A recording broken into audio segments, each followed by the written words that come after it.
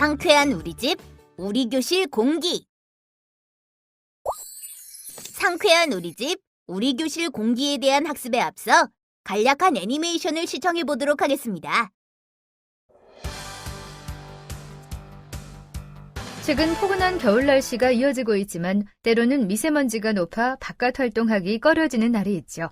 그리고 아무래도 겨울이다 보니 실내에 머무는 시간이 많아지는 요즘인데요. 시청자 여러분들께서는 혹시 이런 생각 안 해보셨나요? 겨울철에는 실내에 사람이 많이 몰리는데요. 혹시나 실내 공기가 오히려 바깥보다 오염이 더 심하지 않을까? 실제로 이런 궁금증을 내던진 사람이 있었던 모양입니다. 자세히 살펴보겠습니다. 최근 미국 환경보호청에 따르면 실내 오염도는 실외 오염도보다 2배에서 5배 정도 높으며 환기를 자주 하지 않는 겨울철에는 10배 이상 정도 높다고 합니다. 실내 오염을 시키는 원인으로는 카펫이나 가구, 청소도구, 가전제품 등이 실내를 오염시킨다고 합니다.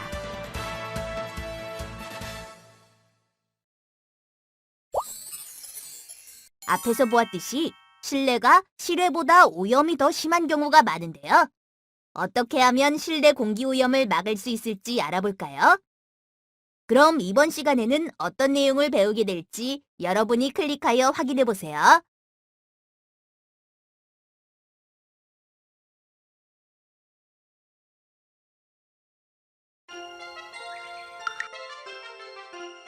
실내 공기 오염이란?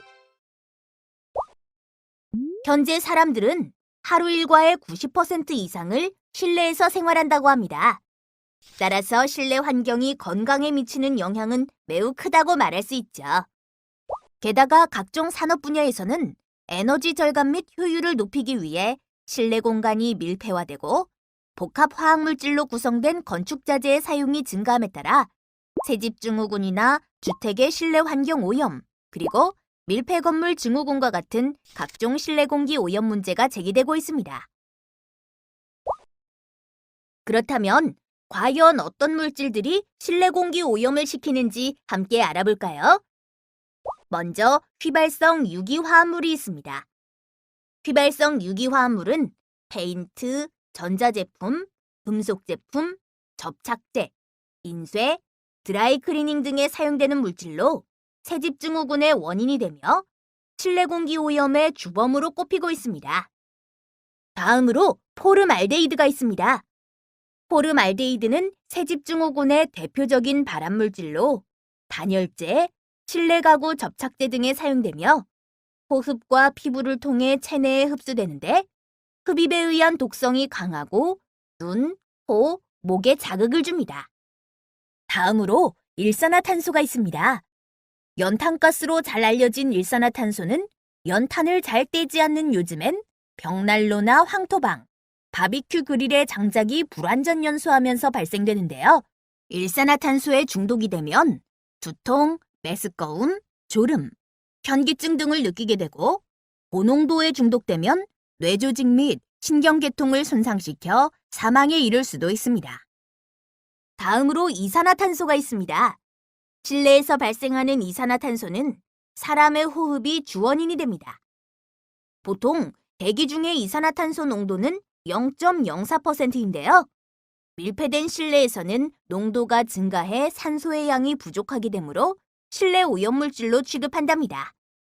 다음으로 이산화질소가 있습니다. 이산화질소는 가스레인지의 불완전 연소 시 발생할 수 있습니다. 인체에 유해한 적갈색 기체로 자극적인 냄새가 나고 고농도를 흡입할 경우 기관지염을 일으킬 수 있으며 폐에 깊숙이 침투하면 수시간 내에 호흡곤란을 동반하기도 합니다. 다음으로 미세먼지가 있습니다. 집안 구석구석에 잘 쌓이는 미세먼지는 만성호흡기 질환인 천식을 부를 수 있습니다. 천식에 걸리게 되면 기침, 호흡곤란, 흉부 압박감의 증상이 나타나게 되죠. 다음으로 세균과 곰팡이가 있습니다.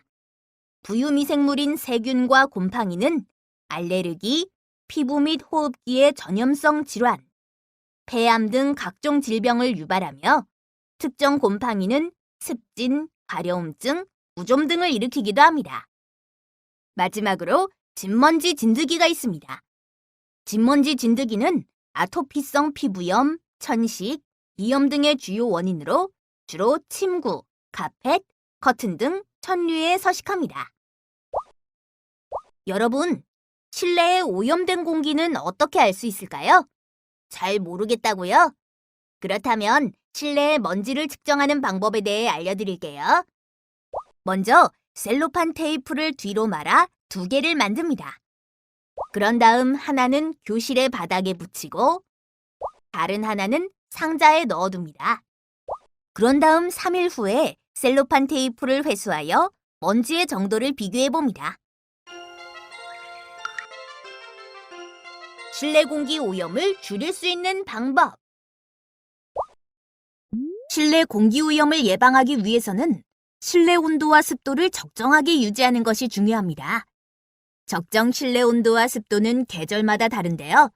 습도는 보통 40에서 60%이며 여름철 온도는 26에서 28도, 겨울철 온도는 18에서 21도로 유지하는 것이 좋습니다. 그리고 무엇보다도 실내 환기가 중요해서 최소 하루에 3번, 30분 이상 환기해야 합니다. 또한 청소도 소홀히 하면 안 되는데요. 주기적으로 청소해서 실내 오염 원인을 제거하는 것이 좋습니다. 주방에 있는 음식물 쓰레기는 가급적 빨리 처리해서 곰팡이 및 악취를 제거해야 합니다. 알러지성 비염 및 천식의 유발을 막기 위한 침구류 관리도 중요해서 물 세탁을 자주 하고 무엇보다도 햇빛에 잘 말리는 것이 좋습니다. 침구류뿐만 아니라 옷과 신발도 잘 말리는 것이 중요합니다.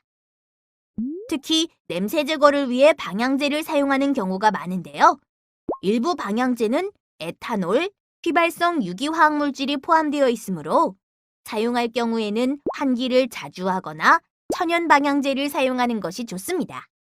그럼 여러분은 얼마나 실내 공기 오염을 예방하고 있는지 다음 체크리스트 항목에 체크해보세요. 실내 공기를 맑게 하기 위한 방법으로는 식물을 키우는 것이 있습니다. 식물이 공기 중의 오염물질을 기공으로 흡수하여 뿌리로 이동시키면 뿌리 부분에 있는 미생물들이 오염물질을 분해시켜줍니다. 이렇게 오염물질을 분해한 뒤에는 다시 잎에서 증산작용으로 온도와 습도를 조절해주죠.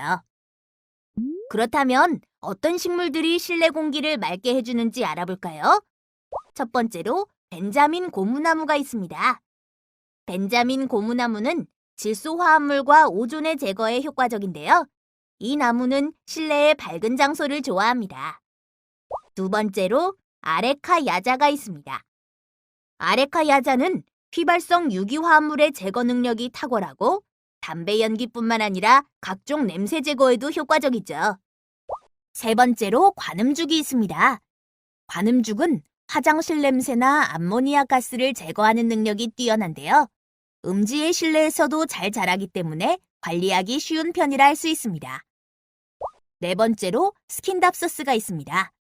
스킨답서스는 음식물 냄새와 요리할 때 생기는 일산화탄소와 이산화질소 등을 제거하는 데 효과적입니다. 다섯 번째로 시클라멘이 있습니다. 시클라멘은 포름알데히드와 미세먼지를 제거하는 데 탁월한 효과를 발휘하며 몸에 좋은 음이온을 대량으로 방출하여 산뜻한 실내 공기를 만들어주죠.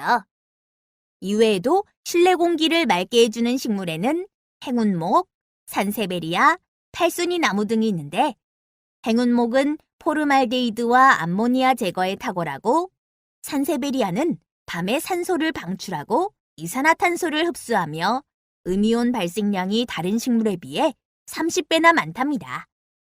또한 팔순이 나무는 몸에 유익한 음이온을 방출해주고 양이온화된 먼지를 잡는 데 도움이 됩니다.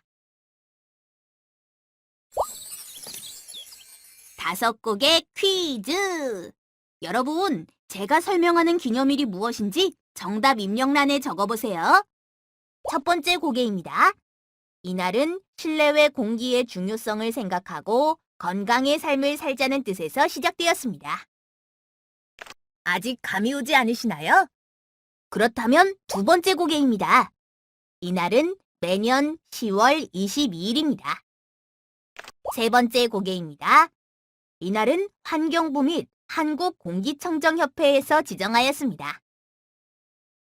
맞추실 때도 된 것 같은데요. 네 번째 고개입니다. 영어로 에어데이라고도 합니다.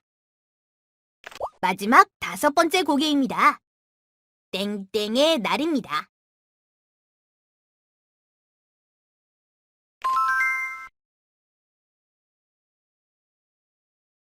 여러분, 모두 정답을 맞추셨나요? 그렇습니다. 정답은 공기의 날입니다.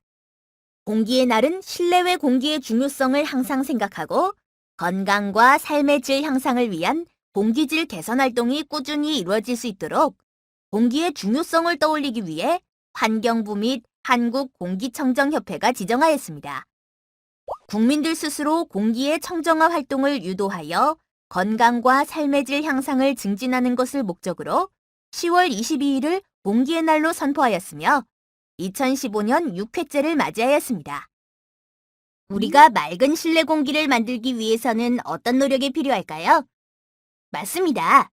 적정 실내 온도 및 습도 유지하기, 주기적으로 실내 환기하기, 전기 전자제품 사용 후 충분히 환기하기, 정기적으로 청소하기, 의류 및 침구 자주 세탁하기, 반려동물 자주 씻기기 등이 있습니다.